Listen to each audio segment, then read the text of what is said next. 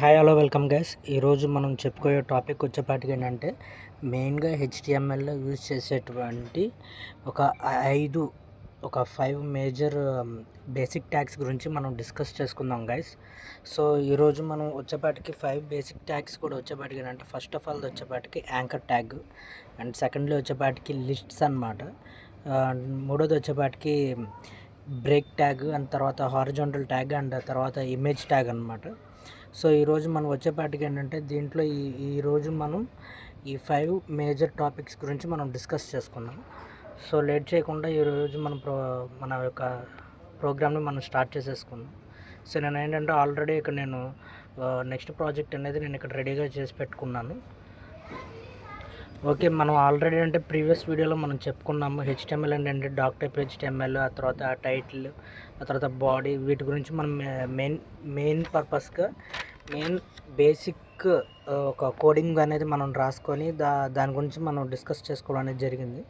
So ఇప్పుడు next వచ్చేపాటికంటే ఇప్పుడు నేను దీంట్లో ఇప్పుడు మీకు యాంకర్ ట్యాగ్ అనేది ఫస్ట్ ఏంటి, అది ఎలా యూజ్ అవుతుంది ఏంటి అనేది నేను మీకు ఇప్పుడు చెప్తాను అనమాట. సో ఫస్ట్ ఆఫ్ ఆల్ మనము యాంకర్ ట్యాగ్ అనేది యూజ్ చేసుకుందాం. ఇక్కడ నాకు ఏ అనేది టైప్ చేయగానే ఇక్కడ ఆల్రెడీ నాకు వచ్చేస్తుంది ఏ అనేది. సో ఇక్కడ నాకు హ్యాష్ అనేది వచ్చింది చూసారా. ఈ హ్యాష్ ప్లేస్లో ఏంటంటే నేను ఒక వెబ్సైట్ లింక్ అనేది నేను ఇక్కడ ఇచ్చుకోవచ్చు అనమాట. లేదు అంటే కనుక ఆల్రెడీ ఇక్కడ నా దాంట్లో ఉంది న్యూ ప్రాజెక్ట్ .html. నేను అవసరమైతే దీనైనా సరే నేను ఈ లింక్నైనా సరే ఇక్కడ యూజ్ చేసుకోవచ్చు. అది ఎలా ఒకసారి మీకు నేను చూపిస్తాను. అండ్ బై ద వే వచ్చేపాటికి ఏంటంటే ఫస్ట్ ఆఫ్ ఆల్ ఈ యాంకర్ ట్యాగ్లో మనకి HREF అని ఉంది కదా, ఇది వచ్చేపాటికి అంటే హైపర్ టెక్స్ట్ రెఫరెన్స్, లేదు అంటే కనుక డెస్టినేషన్ లింక్ అని కూడా అని చెప్పేసి దీన్ని అంటారు. ఇది మనం ఏ లింక్ అయితే మనం ఇక్కడ యూజ్ చేసి ఇక్కడ మనం పేస్ట్ చేస్తామో ఈ ప్లేస్లో పర్టికులర్ ఈ పాయింట్లో, దానికి వచ్చేపాటికంటే ఇది రిఫరెన్స్ అనమాట. సో కాబట్టి ఇప్పుడు నేను న్యూ ప్రాజెక్ట్ ఆల్రెడీ ఉంది కాబట్టి నా దాంట్లో ఆల్రెడీ నేను ఇక్కడ పెట్టేసుకున్నాను. ఇప్పుడు నేను ఇక్కడ వచ్చేపాటికేనంటే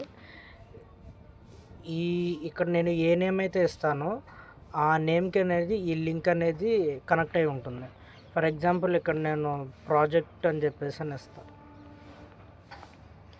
ప్రాజెక్ట్ అనేది ఇవ్వగానే ఇప్పుడు అది రన్ చేస్తే ఎలా వస్తుందో ఒకసారి మీరే చూడండి.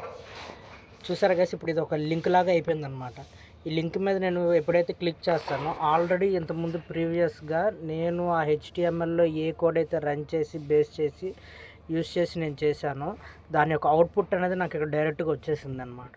సేమ్ ఇలాగే ఇదే యొక్క ఈ యాంకర్ ట్యాగ్లో మనము వేరేది ఇంకోటి ఏదన్నా ఒక గూగుల్కి సంబంధించినవి, లేదు మీకు సపరేట్గా ఏమన్నా ఫర్దర్గా వేరే వెబ్సైట్స్లోకి ఏమైనా సరే మీరు ఏమైనా లింక్స్ ఏమన్నా క్రియేట్ చేసుకోవాలన్నా కానీ మీరు క్రియేట్ చేసుకొని మీరు ఫిట్ చేసుకోవచ్చు అనమాట. ఒకసారి ఫర్ ఎగ్జాంపుల్ నేను గూగుల్లోకి వెళ్ళిపోతాను, క్రోమ్లోకి వెళ్ళిపోయి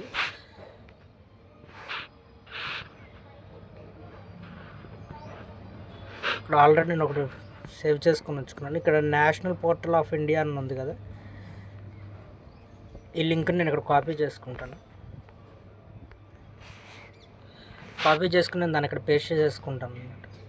సో ఇప్పుడు నేను దీన్ని ఇక్కడ రన్ చేస్తాను. రన్ చేసిన తర్వాత సేమ్ ప్రాజెక్ట్ అని నేను అక్కడ యాంకర్ ట్యాగ్ మధ్యలో ప్రాజెక్ట్ నేమ్ అనేది ఇచ్చాను కదా, open anchor tag, closing anchor tag మధ్యలో ప్రాజెక్ట్ అని ఇచ్చాను కదా, దాని మీద నేను క్లిక్ చేస్తాను. అది లింక్లా క్రియేట్ అయింది.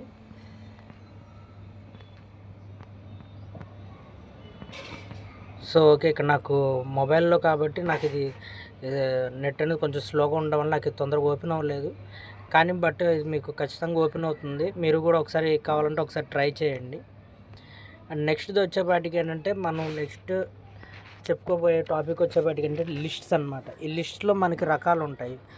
ఫస్ట్ లిస్ట్ వచ్చేపాటికి ఏంటంటే అన్ఆర్డర్డ్ లిస్ట్ అని చెప్పేసి అంటారు. దీనికి మనం యూఎల్ ట్యాగ్ అనేది యూజ్ చేస్తాము. సెకండ్ది వచ్చేపాటికంటే ఆర్డర్డ్ లిస్ట్ అంటారు అనమాట. దీనికి ఓఎల్ ట్యాగ్ అనేది యూజ్ చేస్తాము. ఫస్ట్ అన్ఆర్డర్డ్ లిస్ట్ అనేది మనం చెప్పుకుందాం గైస్. అన్ఆర్డర్డ్ లిస్ట్కి మనం యూఎల్ అని టైప్ చేస్తే మనకు ఆటోమేటిక్గా ఇక్కడ ఇది వచ్చేస్తుంది. దానికి సంబంధించిన మెయిన్ ఓపెనింగ్ ట్యాగ్ అనేది కూడా వచ్చేస్తుంది. వెంటనే క్లోజింగ్ ట్యాగ్ కూడా ఇక్కడ మనకి క్లోజ్ అయిపోతుంది. ఇప్పుడు నేను ఇక్కడ ఏం చేస్తానంటే లిస్ట్ ఎల్ఐ అని టైప్ చేసి నేను ఇక్కడ టైప్ చేస్తాను. దానికి సంబంధించినటువంటి ఓపెనింగ్ క్లోజింగ్ ట్యాగ్ కూడా వచ్చేస్తుంది అనమాట. సో ఇప్పుడు నేను ఇక్కడ వచ్చేపాటికి నేను ఫర్ ఎగ్జాంపుల్ HTML అని టైప్ చేస్తాను. అండ్ తర్వాత నెక్స్ట్ మళ్ళీ లిస్ట్ అని చెప్పేసి టైప్ చేసి CSS అని టైప్ చేస్తాను.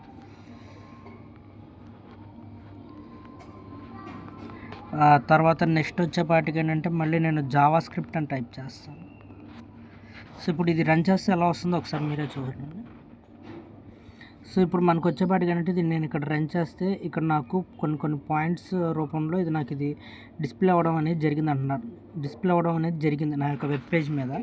సో ఇప్పుడు నేనేం చేస్తాను, నాకు ఈ విధంగా వద్దు, నాకు కొంచెం సర్కిల్ టైప్లో కావాలి అని అనుకుంటే కనుక ఇక్కడ UL అని ఉంది కదా ఓపెనింగ్ ట్యాగ్లో, ఇక్కడ మనం ఏం చేయాలంటే టైప్ అని చెప్పేసి టైప్ చేయాలి.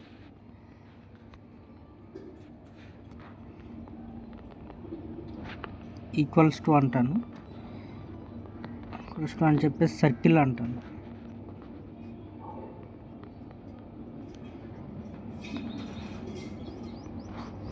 సో ఇప్పుడు నేను దీన్ని రన్ చేస్తాను. చూసారా గైస్, నాకు ఇప్పుడు ఇది సర్కిల్ టైప్లో వచ్చేసింది.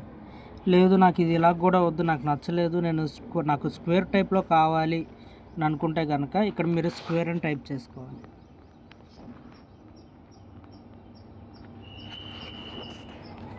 సో రన్ చేస్తే ఇప్పుడు నాకు ఇది ఇక్కడ స్క్వేర్ టైప్లో వచ్చింది. లేదు బ్రో నాకు ఇది స్క్వేర్ టైప్లో కూడా కాదు, స్టార్టింగ్లో నాకు ఎలాగైతే వచ్చిందో సేమ్ అలాగే రావాలి అంటే కనుక ఇక్కడ మీరు డిస్క్ అనేది టైప్ చేయాలి.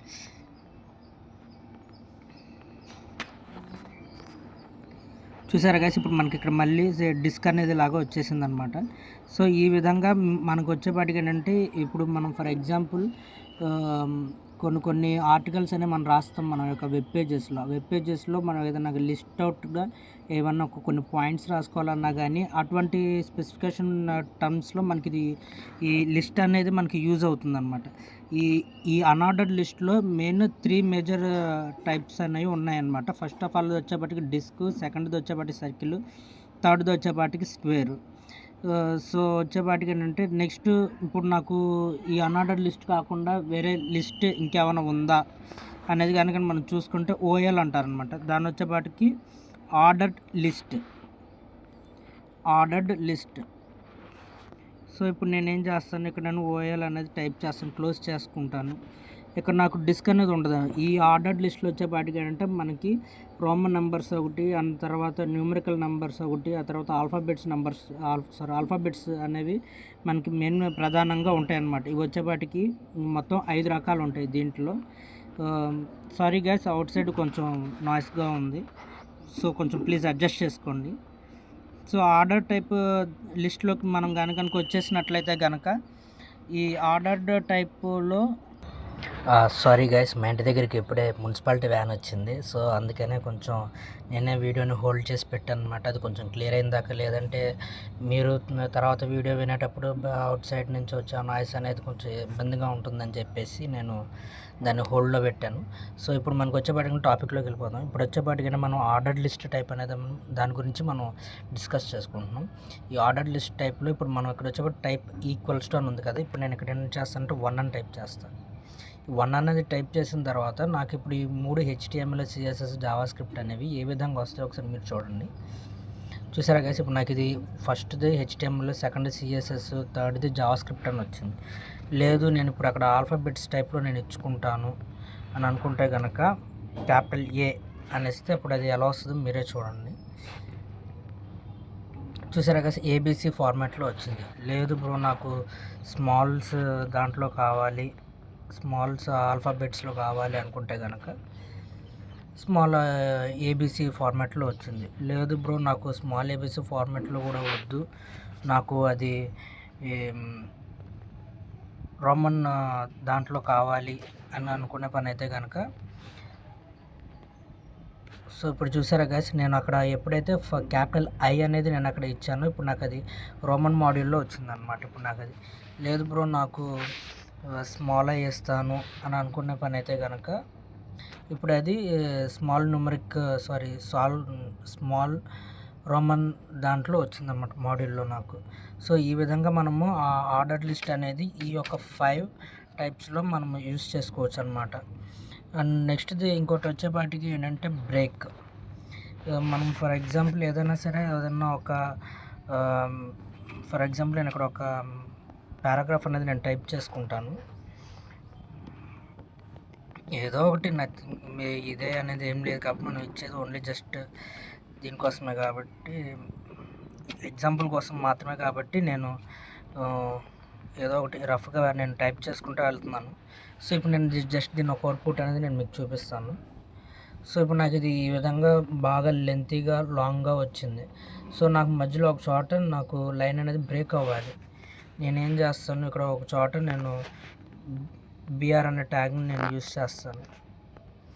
ఈ బిఆర్కి వచ్చేపాటికి ఏంటంటే క్లోజింగ్ ట్యాగ్ అనేది ఏమి ఉండదండి, ఓన్లీ ఓపెనింగ్ ట్యాగ్ మాత్రమే ఉంటుంది బిఆర్ అనే దానికి. సో ఇప్పుడు నేను దీన్ని రన్ చేస్తాను. చూసారా గైస్, ఇప్పుడు నాకు ఇది ఈ ఫస్ట్ లైన్లో మొత్తం అంతా కలిసిపోయి ఉన్నది కాస్త సెకండ్ లైన్లోకి వచ్చేసింది. సో ఈ విధంగా అనేది ఏంటంటే మనకి బిఆర్ ట్యాగ్ అనేది యూజ్ అవుతుంది. లేదు నేను హెచ్ఆర్ ట్యాగ్ అనేది యూజ్ చేస్తాను అని అనుకునే పని అయితే కనుక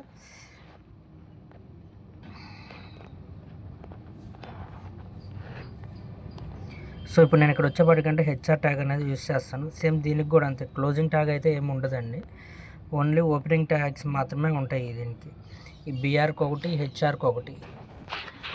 సో ఇప్పుడు నేనేం చేస్తాను, రన్ చేస్తాను. సో చూసారు కదా, ఇప్పుడు నాకు ఇక్కడ ఏంటంటే ఒక హారిజాంటల్ లైన్ వచ్చిందనమాట. ఇప్పుడు ఇది టైప్ ఆఫ్ హారిజాంటల్ లైన్ అనేది మనకి ఎక్కువగా దేనికి యూజ్ అవుతుందంటే, మనం ఎంఎస్ ఆఫీస్ వర్డ్లో కానీ కనుక మనం అబ్జర్వ్ చేసుకుంటే హెడర్ అని చెప్పేసి ఉంటుందండి, అలాగే ఫుటర్ అని చెప్పేసి కూడా ఉంటుంది. సో మనం ఏదన్నా ఒక హెడర్గా కానీ మనం ఏదన్నా యూస్ చేసుకోవాలంటే ఈ హారిజాంటల్ ట్యాగ్ అనేది కనుక మనం యూస్ చేసుకోవచ్చు. లేదు ఒకే పేజ్లో డిఫరెంట్ కంటెంట్స్ ఉన్నాయి, డిఫరెంట్ కంటెంట్స్కి మధ్యలో కొంచెం డిఫరెన్స్ అనేది ఉండేలాగా మనం చూపించుకోవాలి అని అనుకుంటే కనుక ఇక్కడ పైన మనం ఒక కంటెంట్ రాసుకొని కింద ఒక కంటెంట్ రాసుకొని దానికి మధ్యలో మనం కనుక హెచ్ఆర్ ట్యాగ్ని యూస్ చేస్తే మనకి ఇలా ఒక హారిజాంటల్ లైన్ వస్తుంది. అప్పుడు మనకేంటంటే విజిబిలిటీ అనేది ఇంకా క్లియర్గా ఉంటుంది. అక్కడ కంటెంట్ ఏమైతే రాశారో దాన్ని అర్థం చేసుకోవడానికి కూడా ఇంకా కొంచెం మనకి క్లారిటీ అనేది ఉంటుందండి వ్యూవర్స్కి. సో ఈ విధంగా వచ్చేపాటికి ఏంటంటే మనకి ఇప్పుడు ఈ యాంకర్ ట్యాగ్ ఒకటి, లిస్ట్స్ ఒకటి, తర్వాత బ్రేక్ ఒకటి, అండ్ తర్వాత వచ్చేపాటికంటే హారిజాంటల్ లైన్ ఒకటి, ఈ విధమైన 4 ట్యాగ్స్ అనేది మనం ఇప్పుడు డిస్కస్ చేసుకున్నాం. లాస్ట్ది వచ్చేపాటికి ఇమేజ్ ట్యాగ్ అనమాట. ఇమేజ్ ట్యాగ్కి వచ్చేపాటికి కూడా అంటే ఎటువంటి క్లోజింగ్ ట్యాగ్ అనేది ఉండదు, దీనికి కూడా అంటే ఓపెనింగ్ ట్యాగ్ మాత్రమే ఉంటుంది. ఇమేజ్ ఈ ఎస్ఆర్సి అనేది ఉంది కదా, ఇది సోర్స్ అనమాట. మనం ఎక్కడి నుంచి అయితే ఒక ఇమేజ్ అనేది ఇప్పుడు మన యొక్క సిస్టంలో ఒక ఫర్ ఎగ్జాంపుల్ ఒక సిస్టంలో ఒక ఇమేజ్ అనేది ఎక్కడైనా సరే ఉండొచ్చు, అది డెస్క్టాప్ మీద అయినా సరే ఉండొచ్చు, లేదు తర్వాత డౌన్లోడ్స్లో అయినా సరే ఉండొచ్చు, ఎక్కడైనా సరే ఉండొచ్చు. దాని యొక్క సోర్స్ అనేది మనం తీసుకోవాలి. సో మీరు కానీ గనక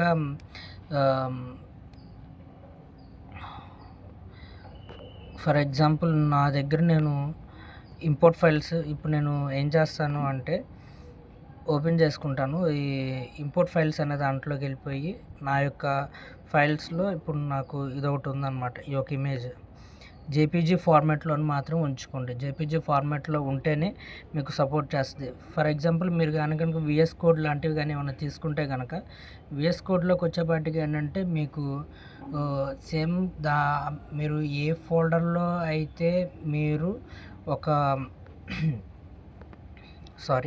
ఏ ఫోల్డర్లో అయితే మీ యొక్క ఫైల్ అనేది ఉందో సరిగ్గా ఆ ఫోల్డర్లోనే మీ యొక్క ఇమేజ్ కూడా ఉండాలన్నమాట, లేదంటే కనుక విఎస్ కోడ్ అనేది మీకు సపోర్ట్ చేయదు. సో ఇప్పుడు నేను ఆల్రెడీ ఏంటంటే ఒక జేపీజీ ఫార్మాట్లో నేను ఒక ఇమేజ్ అనేది నేను తీసుకోవడం అనేది జరిగింది. సో ఇప్పుడు నేను ఏం చేస్తాను, దాని యొక్క సోర్స్ అనేది నేమ్ అనేది ఇక్కడ ఊరికి అలా టైప్ చేస్తాను. ఇక్కడ ఇమేజ్ అని ఉంది కదా, ఇమేజ్ అని చెప్పేసి నేను ఇక్కడ టైప్ చేస్తాను అనమాట. ఎం అని టైప్ చేయగానే నాకు ఇక్కడ ఆల్రెడీ వచ్చేసింది. సేమ్ నేను దాన్ని ఇక్కడ ఆల్టరేషన్ వచ్చేపాటికి ఏంటంటే నెక్స్ట్ ఒకవేళ ఇఫ్ ఇన్ కేస్ మనం ఇచ్చినటువంటి యొక్క ఇమేజ్ యొక్క ఫైల్ టెక్స్ట్లో ఏదన్నా ఒక ఎర్రర్స్ లాంటివి కానీ లేదు జేపీజీ ఫార్మాట్కి బదులు వేరే ఫార్మాట్ ఏదన్నా ఉంటే ఆ యొక్క ఇమేజ్ ప్లేస్లో నాకు ఇమేజ్ రాకుండా నాకు ఫర్దర్గా వేరే ఇంకేదన్నా సరే రావాలి అని నేను అనుకునే పని అయితే కనుక నేను నేను ఒక టెక్స్ట్ రాస్తాను. ఆ టెక్స్ట్ అనేది నాకు అక్కడ డిస్ప్లే అవుతుంది. నేను అది కూడా నేను మీకు చూపిస్తాను. నేను ఇక్కడ ఐ అని పెడతాను. నేను ఐ పెట్టేసి ఇప్పుడు నేను ఏం చేస్తాను, రన్ చేస్తాను దీన్ని. సో చూసారా గైస్, ఇప్పుడు నాకు ఇది చాలా ఇమేజ్ అనేది చాలా పెద్దగా వచ్చిందనమాట, ఈ యొక్క ఐ ఇమేజ్ అనేది. సో నాకు ఇలా వద్దు, నాకు కొంచెం చిన్నగా కావాలి అనుకునే పని అయితే కనుక ఇక్కడ మీరు స్టైల్ అనేది యూజ్ చేయాలన్నమాట. సారీ, స్టైల్ అనేటువంటి ఒక ట్యాగ్ అనేది మీరు యూజ్ చేసుకోవాలి. సో ఇప్పుడు నాకు ఇది ఇక్కడ స్టైల్ అనే దాంట్లో నేనేం చేస్తానంటే విడ్త్ ఒక 50px పెడతాను. అండ్ తర్వాత హైట్ కూడా ఏంటంటే నేను ఒక 50px పెడతాను అనమాట.